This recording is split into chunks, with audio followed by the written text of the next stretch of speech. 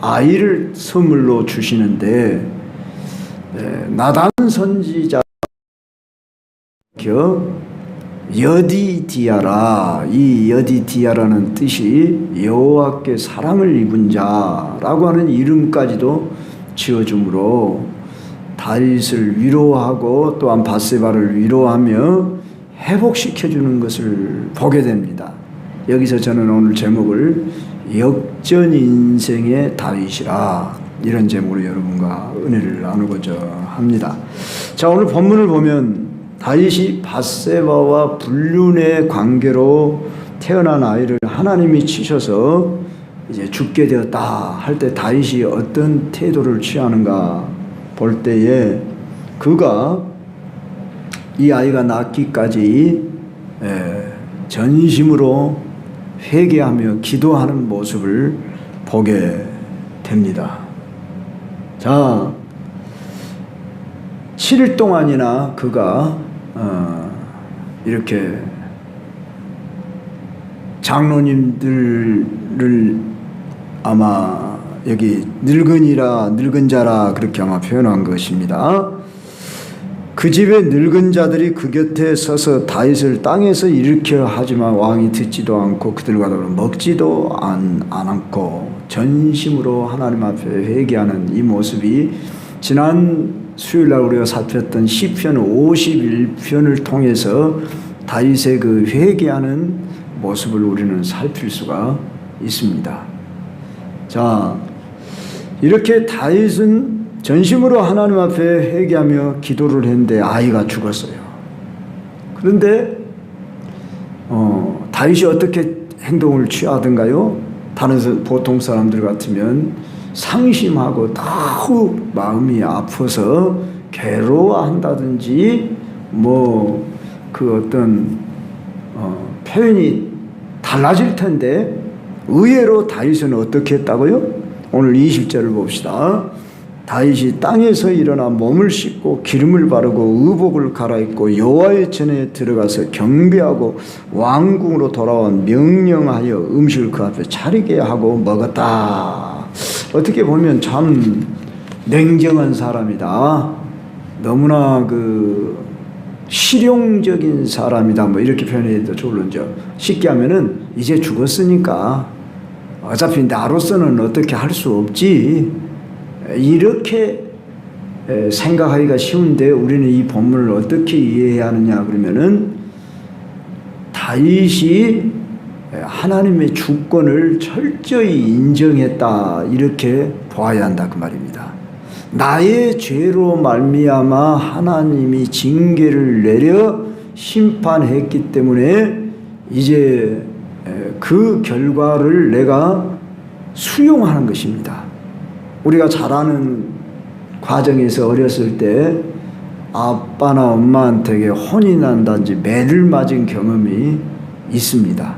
물론 매를 안 맞고 그저 이렇게 자란 자녀들도 있겠습니다만은, 가령 하다못해 나무람을 당하든지 매를 맞으면서 거기에 대해서 분을 품고 또는 심지어 그냥 미운 마음을 가지고 이런 자녀가 있다 그러면은 그 부모의 마음을 바로 헤아리지 못한 거지요.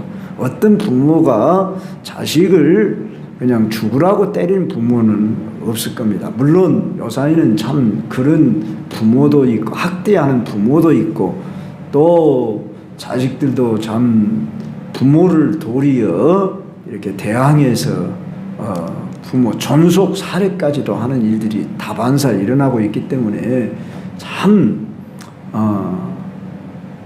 막된 세상이다, 이런 것을 우리가 보게 되지만, 도덕 인륜의 양심에 가책이 있는 사람이라고 한다면은 내 부모가 나를 사랑하셔서 이렇게 하신 것이다, 이게 가장 정상적인 관계 아니겠습니까? 다윗은 하나님이 나를 얼마나 사랑하셨는가, 이것을 누구 봐도 잘 아는 사람이고 많은 축복을 받았고, 자기가 이렇게까지 왕이 되는 과정까지 자신을 너무나 잘 알지 않겠습니까? 그래서 지난 시간도 말씀드렸거니와 그가 잘못했을지라도 회개할 수 있었던 것은 바로 그동안 하나님 나에게 베푸신 은혜와 사랑을 기억했기 때문이라는 것입니다.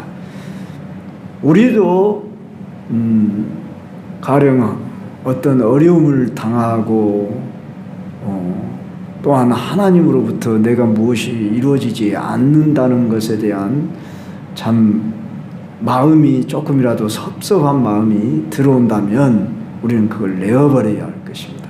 더군다나 우리는 내 자신을 살피며 우리는 둘 중에 하나라고 이해를 하면 좋습니다. 가령 고난을 어떻게 해석할 것인가 할 때 이 고난은 둘 중 하나라 이렇게 보면 좋습니다. 물론 고난의 이유는 여러 가지 이유가 있지만 크게 나누어서 두 가지다 그 말입니다. 고린도 후서에 보면은 하나님의 뜻대로 하는 근심이 있고 후회할 것이 없는 근심이 있다 그랬습니다. 거기서 근심이란 말은 즉 우리가 어떻게 받아들일 것이냐 하는 그러한 표현을 말한 것으로 이해할 때에 자 하나님의 뜻대로 하는 근심이 그 같은 말이죠. 하나님의 뜻대로 하는 근심이라는 것은 후회할 것이 없는 근심이죠. 자, 그러면 그 근심은 뭐냐? 나의 죄와 잘못으로 인하여 이러한 지금 고난이 징계가 주어진 것이다. 그러면은 달게 받아야 한다 그 말이죠. 쉽지 않은 이야기죠. 우리 중에 누가 고난 징계를 좋아할 사람이 있겠습니까? 그 다음에 후회할 그러니까 무슨 근심이냐면 잘못된 근심. 후회할 근심이 아니라 잘못된 근심은 뭐냐? 즉 징계를 고난을 받아들이는 것이 아니라 그냥 원망 불평한다 그러면 광야 백성들의 근심이죠. 그러죠? 광야 백성들은 자신들이 잘못해서도 지금 이런 고난을 당하고 있으면서도 그들은 어땠죠? 원망했고 불평을 했습니다. 그래서 우리는 어떠한 이유에서든지 원망 불평이 조금도 없어야 할 것입니다. 이건 하나님과의 관계 속에서도 그러하고 우리가 인간관계 속에서도 그러할 수 있어야 됩니다. 너 때문이야 그렇게 이야기보다는 나 때문이야. 그리고 하나님이 나에게 허락하신 일이야 이렇게 받을 수 있다면 그리고 충분히 그럴 수도 있겠지. 물론 인간은 참 연약해서 원망하는 생각이 일시적으로 들어올 수 있습니다. 세상에 그럴 수 있느냐 네가 막 이러면서 우리가 심지어 왜 부부관계에서 다툼이 일어나기도 합니까? 원망하니까 그러죠. 당신 탓이야. 당신 때문이야. 그거 아닙니까? 엄밀히 말하면. 그런데 하물며 우리가 인간관계 속에서 어떤 틀어지는 관계, 반목질시하는 관계 그런 경우에는 대부분이 다 뭡니까? 원망, 불평, 탓을 하기 때문입니다. 그래서 남과의 관계는 어떠지요? 관계를 끊어버리면은 그런 일은 잊어버리고 멀어져 버립니다. 그걸로 해결하는 것이 세상 방식입니다. 그러나 우리는 그리스도 안에서 결코 그런 방식을 반복하다 보면은 우리가 하나님과의 관계도 그마나 멀어진다는 것을 알아야 합니다. 하나님은 인간과의 관계 속에서 하나님의 관계가 회복되고 형성되도록 하셨습니다. 오늘 이 말씀을 준비하면서 그런 생각을 했습니다. 너희가 하나님 앞에 예물을 드리러 가다가 불화한 형제가 있으면은 예물을 거기 놔두고 형제와 화해한 후에 예물을 드려라. 어디에 나온 말씀입니까? 산상수훈에 나오는 마태복음 5장으로부터 7장에 보면 그 말씀이 나옵니다. 이 말씀과 함께 무슨 말씀을 우리는 이해해야 하냐면은 율법사가 우리 예수님에게 와가지고 어느 계명이 가장 큽니까? 그렇게 마태복음 22장인가 보면 나와요. 물어요. 그러니까 너희는 마음을 다하고 뜻을 다하고 목숨을 다하여 주 너희의 하나님을 사랑하라. 이것이 크고 첫째 되는 계명이라. 그러고 나서 또 제가 언젠가도 이 말씀을 여러분에게 말씀드렸는데 기억을 다시 한번 상기시키며 들으십시오. 둘째도 이와 같으니 내 이웃을 내 몸과 같이 사랑하라. 첫째와 둘째 계명은 순서상의 첫째와 둘째지 논리상의 순서지. 먼저 우리는 하나님 사랑하고 하나님과 관계만 회복되면 돼. 이것을 우선적으로 생각하기가 쉬운데 둘째도 이와 같으니 그 말은 동전의 양면과 같다 그 말입니다. 그래서 이웃과의 관계가 회복될 때 하나님은 기뻐하시고 하나님과 관계를 인정하십니다. 그래서 우리가 주기도문 가운데 우리가 우리에게 죄 지은 자를 사하여 준 것 같이 우리 죄를 사하여 주옵시고 이렇게 기도하라고 우리에게 가르쳐 줬어요. 그래서 우리는 이 인간관계를 잘하는 것이 하나님과의 관계를 잘하는 것이다 하는 것을 통로가 열려지는 거예요. 우리가 때로는 기도가 막히는 경우는 왜 그러죠? 인간관계, 부부관계 속에서도 다툼이 있으면 기도가 막힌다고 그랬어요. 이건 우리가 늘 경험한 바 아닙니까? 그러면 교회 안에서의 관계는 더더욱 그러지요. 교회 안에서의 누군가의 얼굴을 붉힌다든지 그냥 상한 마음을 갖게 했다든지 또 내 마음이 상했다든지 그러면 하나님과의 관계도 막히고 그럽니다. 그래서 화해를 해야 하고 용서를 해야 하고 그래야 한다는 것입니다. 자, 이런 것을 우리가 원리를 잘 알아야 하고 배워야 하는 것입니다.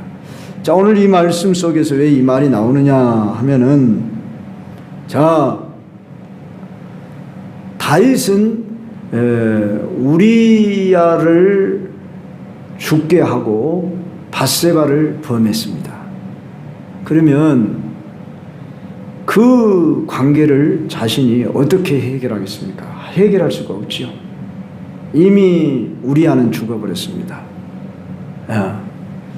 밧세바를 자기가 아내 삼아버렸습니다.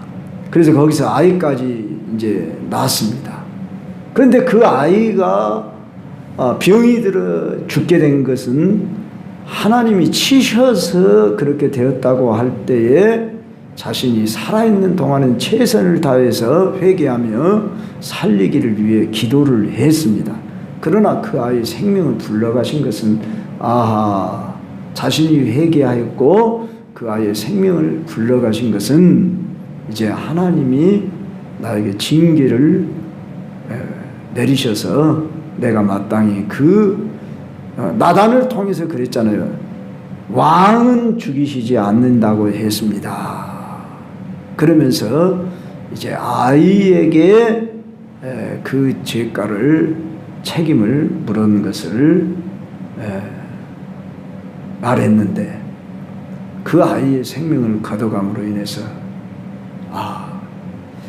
하나님이 나에게 이제 이런 징벌을 내리셨다는 것을 자기가 인정하고 수용하면서 그 죄책감에 계속 빠져 있은 것은 잘못된 행동이다 그런 말입니다.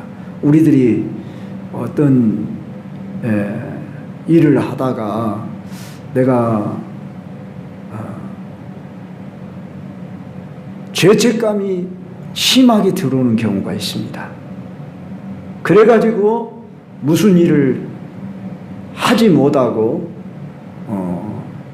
심지어 실망하고 낙심하고 어떤 분들은 교회를 떠난 분들도 있습니다.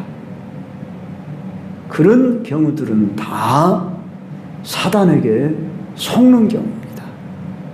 네. 그런 경우를 가끔 보게 됩니다. 성경 예 속에서 가룟 유다가 예수님을 판 죄가 대단하지요. 큰 죄지요. 그러나 가룟 유다 회개하고 돌이켰다면 용서를 받았습니다. 그러나 가룟 유다는 어떻게 했습니까? 자책하며 목을 매달아 자살해 버렸습니다. 네. 정말로 비참한 결말을 맞이했던 것을 우리는 보게 되는 것입니다. 오늘 우리는 다윗이 어떻게 보면 너무 인간적이고 냉정하지 않냐 싶지만은 다윗은 현실적으로 자리에 일어나 어떻게 했다고 했습니까? 의복을 몸을 씻고 기름을 바르고 의복을 갈아입고 여호와의 전에 들어가 경배하고 왕궁으로 돌아와 명령하여 음식을 그 앞에 차리게 하고 먹었다. 그것은 일상생활로 돌아갔다 그 말입니다. 바로 이런 회복의 자세가 필요합니다. 더더구나 하나님은 이러한 다윗의 죄를 용서하시고 그 다음에 보니까 오늘 24절로 25절에 보면은 다윗이 그의 아내 밧세바를 위로하고 그에게 들어가 그와 동침해서 그가 아들을 낳음에 그의 이름을 솔로몬이라 했다. 자, 다윗이 그의 아내 밧세바를 위로했다. 자기가 치유되고 회복됐기 때문에 바로 가까이 있는 밧세바를 위로할 수 있었을 것입니다. 그러지 않겠습니까? 네. 자기도 같이 거기서 죄책감에 빠지고 그냥 그 아이에 대한 연민에 빠져가지고 헤어나지 못한다. 그러면은 그건 어리석은 행동이지요. 그래서 그가 아들을 낳았는데 그 이름을 솔로몬이라. 이 솔로몬이라는 이름은 평화라 그런 이름의 뜻을 가지고 있습니다. 샬롬이라는 말이 평안이라는 뜻이죠. 그 어근이 같습니다. 그래서 솔로몬은 샬롬이라고 하는 그 평화의 이름을 지었습니다. 그래서 어쩌면 범죄한 그들이 하나님이 우리를 용서해 줬다 하는 이 확신을 얻게 된 것 같습니다. 심지어 선지자 나단을 보내서 그 이름을 여디디아라 이렇게 하나님이 선지자 나단을 통해 이름을 계시해 주셨는데 그 이름의 뜻이 또 뭐였습니까? 하나님께 사랑을 입은 자, 이런 이름의 뜻을 줬다는 것입니다. 우리는 여기서 하나님은 비록 죄를 지었어도 용서해 주시고 은혜를 베푸시는 분이시다. 더군다나 우리는 다윗의 왕위를 잇는 사람이 다윗에게 이미 여러 자녀들이 있잖아요. 그런데 이상하게도 인간적으로 생각하면 너무나 이해가 안 가게도 죄를 지어서 태어난 아이는 죽이고 또 솔로몬을 주었는데 그 솔로몬을 다윗의 왕위를 잇게 했다. 여기서 저는 뭐라고 이 부분을 표현하고 이해해야 하냐 그러면 하나님의 생각과 우리 사람의 생각은 다르다. 우리들의 생각은 많은 경우에 율법적인 태도가 강합니다. 그래서 마땅히 이런 죄를 지었으면 거기에 따른 징벌을 받아야 한다 하는 이런 태도. 물론 하나님도 깨닫게 하는 의도에서 다윗에게 그 아이를 징벌을 했지만 사실 그 아이가 늘 같이 살아간다고 생각해 보십시오. 그러면 너는 하나님 내가 범해서 내가 죄를 범해서 태어난 자식이야. 그러고 늘 마음에 가슴에 다윗에게도 얼마나 아픔으로 남고 밧세바에게서도 얼마나 그 아이를 바라볼 때에 참 마음이 편치 않겠습니까? 어떻게 보면 하나님이 그 아이를 데려가신 것도 어떻게 보면 치유인지도 모릅니다. 더군다나 솔로몬이라고 하는 새 아이를 주셨는데 그 이름도 하나님이 계시해 주면서 여호와께 사랑을 입은 자 여디디야 이런 이름을 주신다는 것을 볼 때에 우리는 우리들의 행한 대로 죄를 다 갚으신다고 한다면 살아날 사람들이 별로 없을 거예요. 우리 많은 경우에 그 잘못을 거기에 따른 대가를 받아야 한다.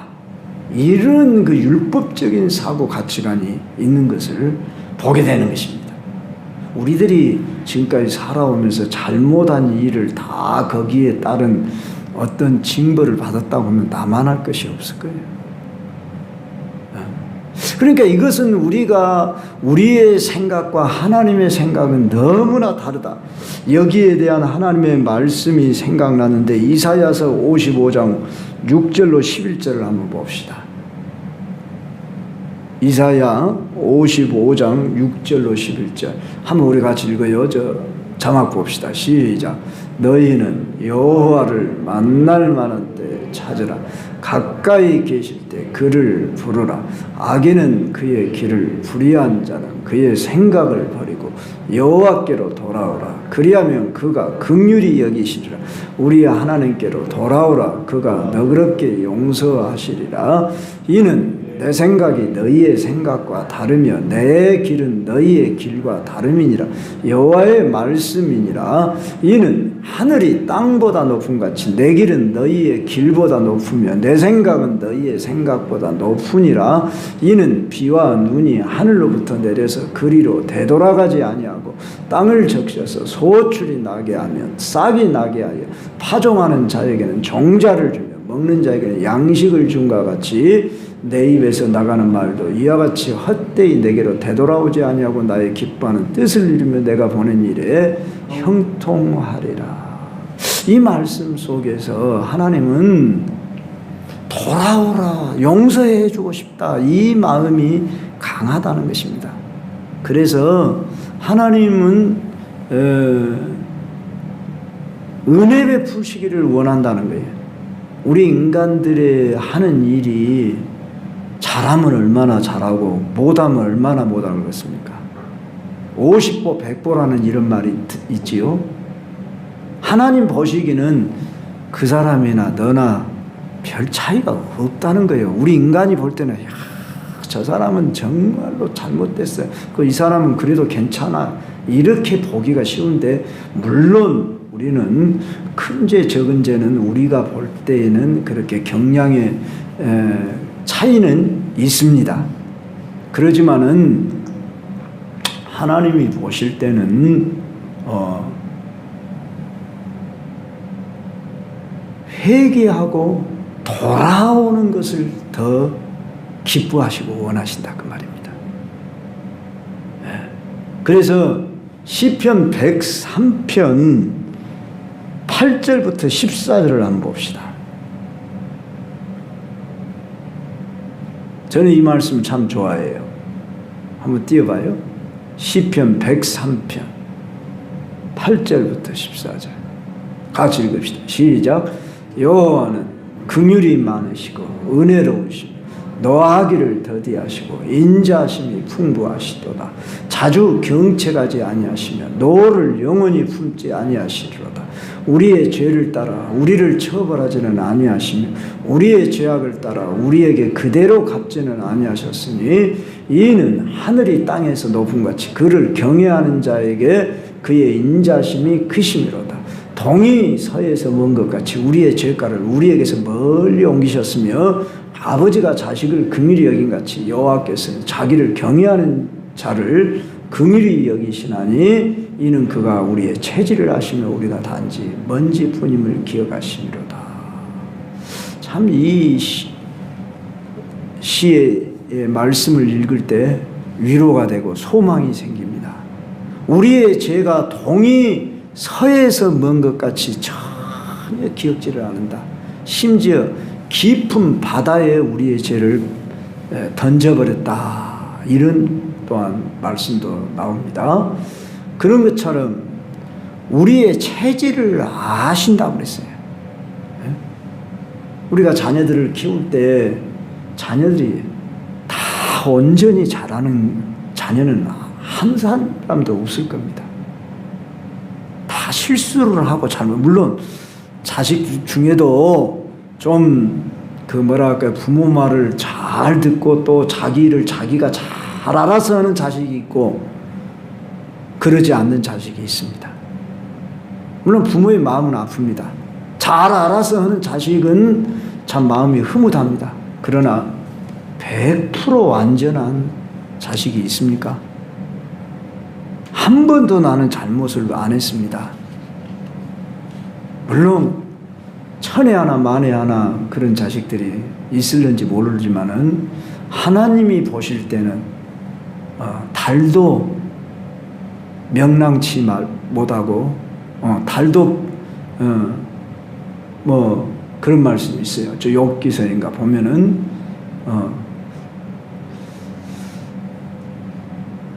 달도 별도 하나님 보시기에는 이 지구상이 다 오염된 흑암의 세상이 된 이후로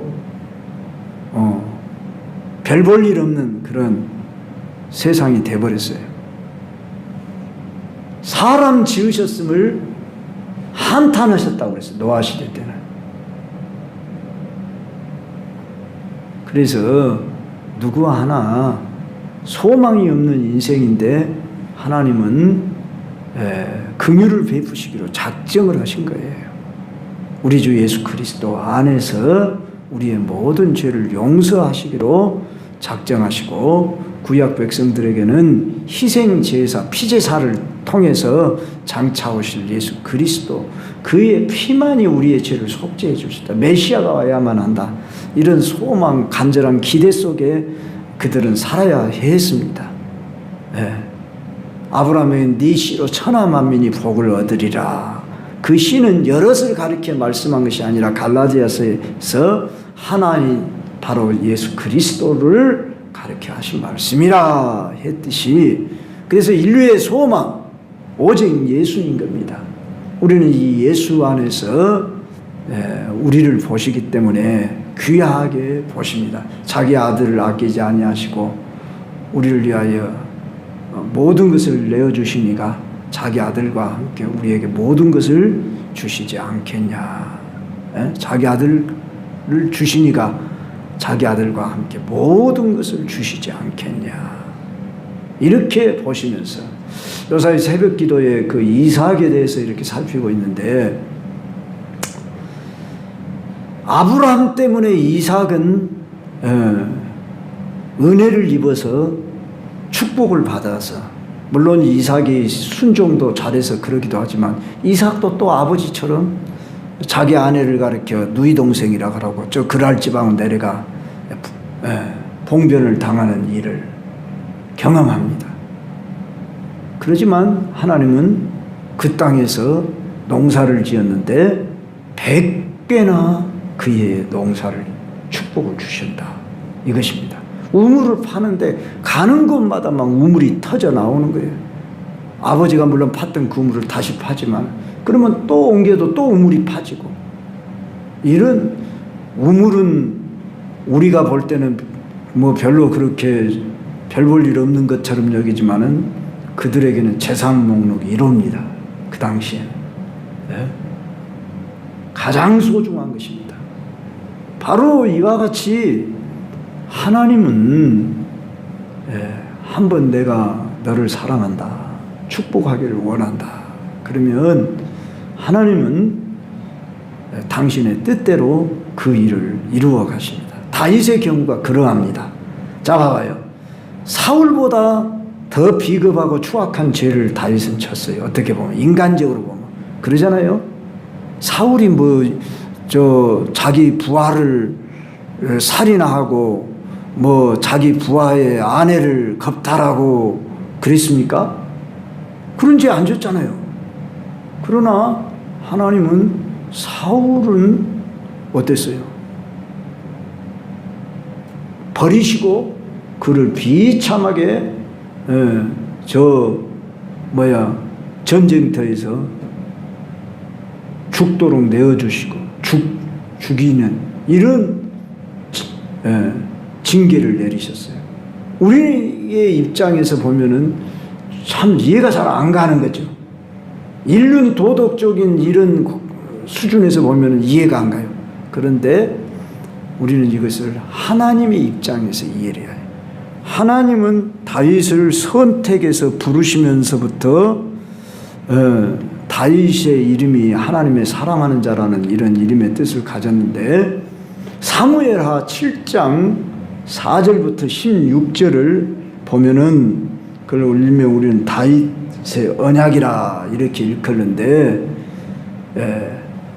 내가 너를 이렇게 선택해서 네 후손을 통해서 영원히 왕권을 이으리라 하는 이런 약속을 맺었어요.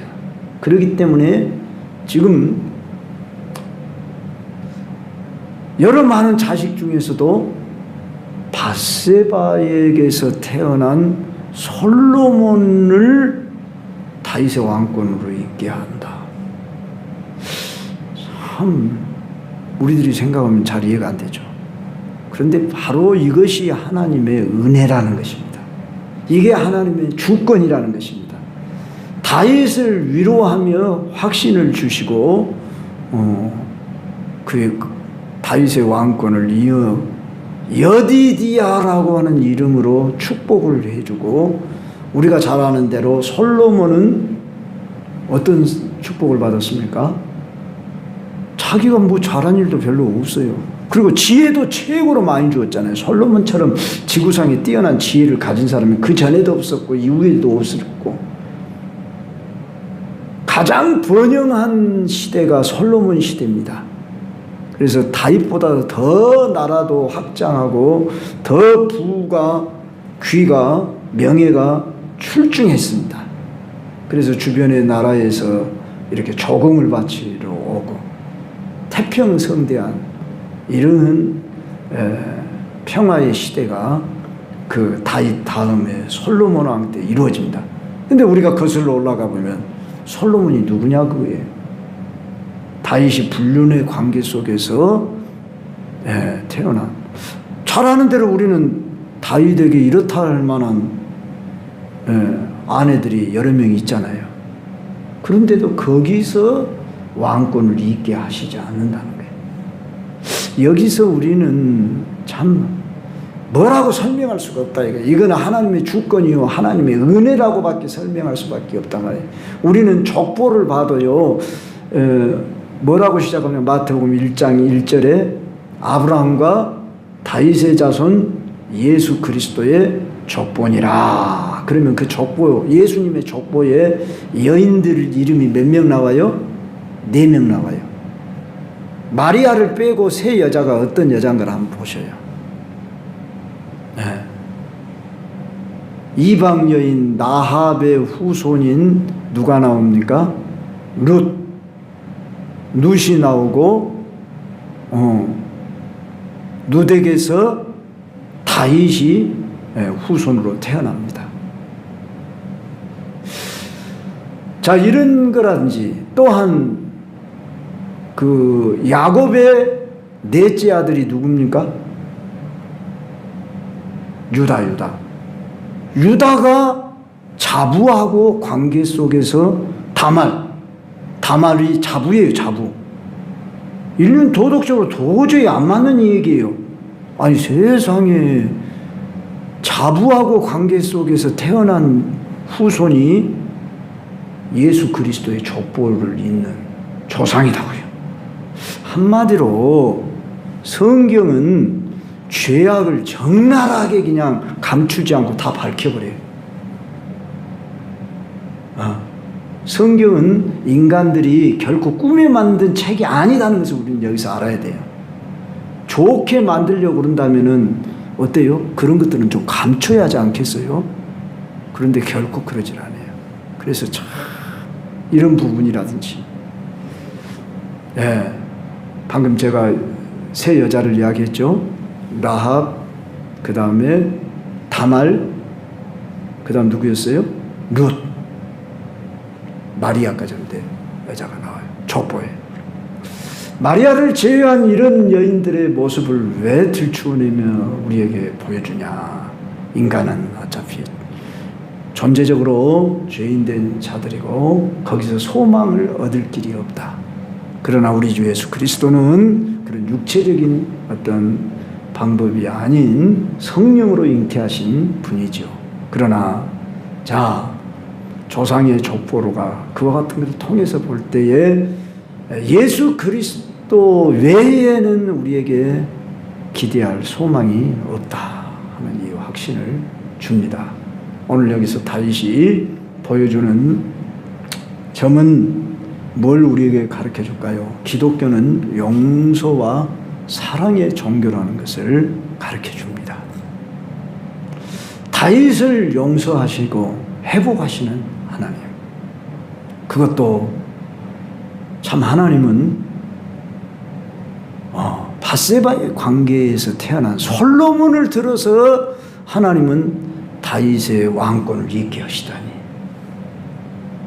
도저히 우리는 받아들이기 힘든 내용이지만 바로 이것이 하나님의 방법이라는 거예요. 하나님의 은혜는 인간이 상상할 수 없는 놀라운 방법으로 은혜를 베푸시며 치유하시는 하나님이시라는 것입니다.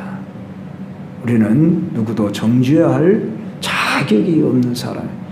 우리가 분별은 하나, 비판하지 말자. 그리고 정죄하지 말자. 이런 결심을 해봐야 할 줄로 압니다. 그래서 오늘 또 제가 여기 강단에 서기까지 좀 그런 생각이 들었어요.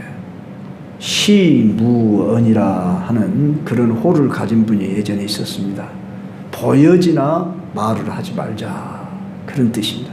그래서 그 말이 다시 또 하나님이 다윗도 결코 완전해서 하나님이 쓰신 것이 아니라 용서하시고 사랑하심으로 하나님이 은혜 입혀서 다윗 왕권을 보존하시는 하나님이시구나.